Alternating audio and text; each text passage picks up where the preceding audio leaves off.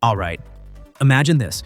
You walk into an Apple store this September ready to upgrade your iPhone, and suddenly the choices are weirdly simple. There's no regular iPhone staring back at you, no safe option, no middle ground, just three phones. The Pro, the Pro Max, and something completely different, the Ultra. And yeah, this one's not just another iPhone, this is Apple trying something bold. Now I know every year we hear rumors like it's delayed, it's not ready, it's too complicated. But from what's coming out lately, this thing actually looks pretty locked in. Like Apple's not messing around this time.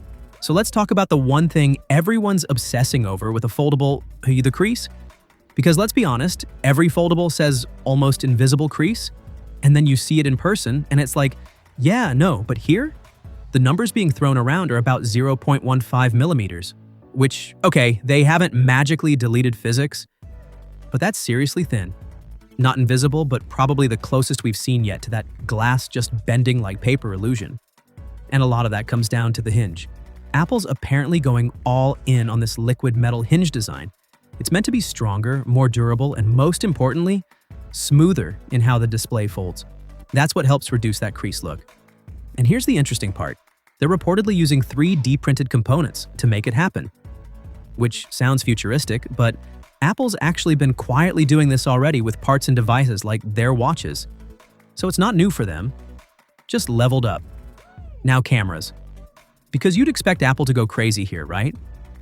Well, not exactly. On the back, it's looking like a 48 megapixel main and a 48 megapixel ultra wide. And no telephoto.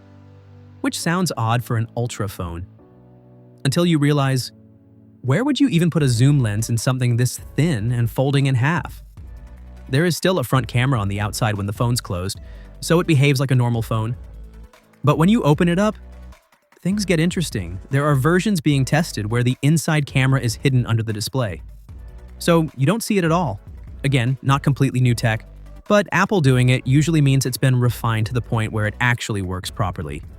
Now, performance-wise, this thing is basically stacked. We're talking 12 gigabytes of RAM, the new A20 Pro chip, and Apple's own C2 modem, which is a big deal because it's designed to be way more power efficient. And that ties directly into the battery. Because somehow, despite this thing being ridiculously thin, Apple might actually fit a battery around 5,800 mAh, which is massive for an iPhone. The trick here is that they're shrinking internal components like the display driver, freeing up space to just cram in more battery. It's basically like taking two iPhones, slicing them down, and merging them into one. Now, speaking of thin, this is where it gets kind of insane. Folded, you're looking at around 9.5 millimeters, so normal-ish. But unfolded, around 4.5 millimeters. That is ridiculously thin. Like thinner than phones that are already marketed as ultra-thin. But that thinness comes with a trade-off. No Face ID. Yeah, because the hardware needed for Face ID just takes up too much space. So instead, Apple's bringing back Touch ID, built into the power button. Some people will actually love that. Personally though, Face ID is one of those features you don't think about until it's gone. It just works. You don't even notice it. And swapping that out definitely changes the feel of the phone. But here's where Apple flips the script. Because the real headline feature this year isn't the fold. It's not the thinness. It's not even the battery, it's what this phone enables. With that new in-house modem, Apple's pushing something they clearly see as the future of connectivity on their flagship devices. Something bigger than just faster 5G. They're leaning hard into satellite capabilities, which basically means your phone can stay connected. Even when there's no signal, no towers, no Wi-Fi, nothing. Now, Apple's been slowly building towards this for a while, but with the Ultra, this feels like the moment they go all in. And honestly, that might end up being the most important feature here. Because foldables are cool, thin phones are cool, but a phone that just works anywhere? That changes how you use it entirely. So yeah, the iPhone Ultra might look like Apple finally joining the foldable race.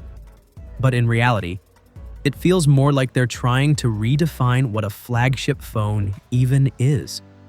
And if this actually lands the way it's shaping up, this could be one of the most interesting iPhones we've seen in years.